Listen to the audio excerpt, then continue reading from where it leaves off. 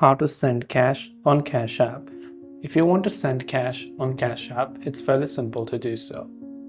Launch Cash App, and this is the type of interface that you will be able to see. Right on the home page, you will see the transactions page. So, enter the amount of cash that you'd like to send to someone. After you've done that, tap on the pay button that you can see over there. Simply enter the name, the cash tag, phone, or email of the person to whom you want to send this money to or cash to. You can add a note that is also required. You can also select from where you'd like to send. You want to send directly from your Cash App balance, or you want to select and send from your debit card, gift card, and other options. Once you've done that, you just tap on the Done button, and once you tap the Done button, you'll be able to tap the Pay button and confirm the transaction.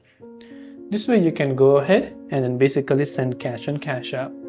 I hope the video helped you. If you have got any questions, feel free to leave them down below. Thanks for watching till the very end, and see you soon in the next video.